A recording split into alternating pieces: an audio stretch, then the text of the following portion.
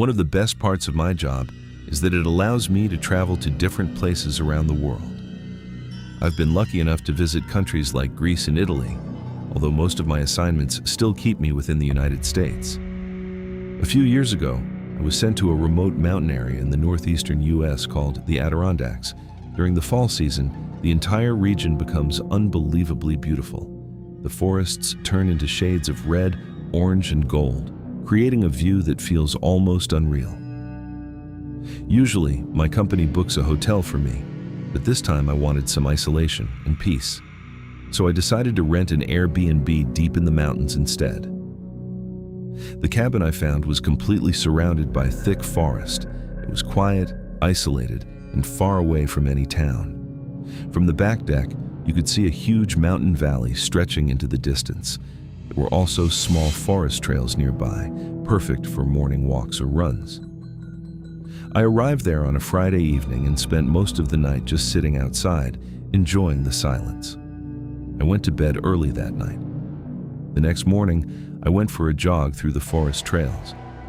But very quickly, I started feeling uneasy. It felt like I was being watched the entire time. I kept turning around, but there was never anyone there. I tried to convince myself it was just my imagination. Later that day, I stayed inside the cabin. Occasionally, I heard strange sounds, faint creaks and movements that I couldn't explain. I told myself it was just an old wooden house settling. In the afternoon, I went into town for work meetings with my colleagues. Everything went normally, and later we even went out for drinks. But as the night got closer, I started feeling uncomfortable about returning to the cabin.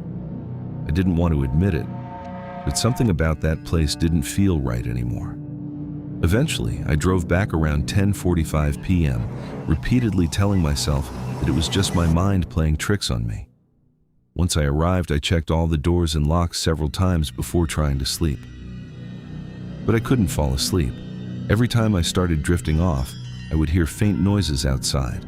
I tried playing music to distract myself, but it only made me more alert. Around midnight, I decided to go downstairs for a cigarette. That's when everything changed. As I entered the dark kitchen area, I noticed something unusual, a shape that didn't seem right. At first, I thought it was just shadows from the moonlight through the windows. I reached for the light switch, and the moment I turned on the light, I froze. There was a man standing in the kitchen, tall, messy hair, thick beard, just staring directly at me. Neither of us moved for a few seconds. It felt like time had completely stopped.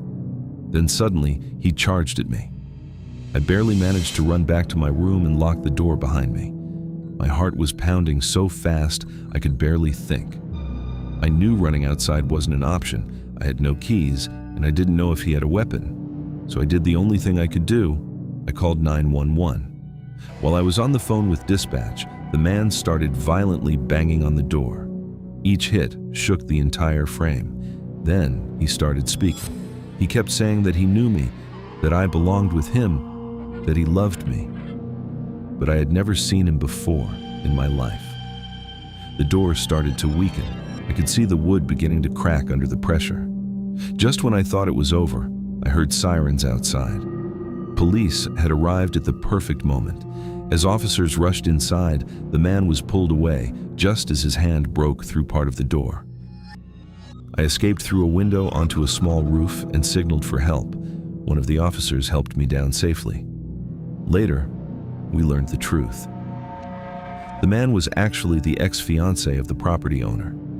After a breakup, he had gone missing and had been secretly living inside the house for several days. Inside a closet, police found food, beer cans, and supplies he had been using. They also discovered that he had been carrying a knife that night. To this day, I still think about how close I came to something much worse, while believing I was completely alone and safe.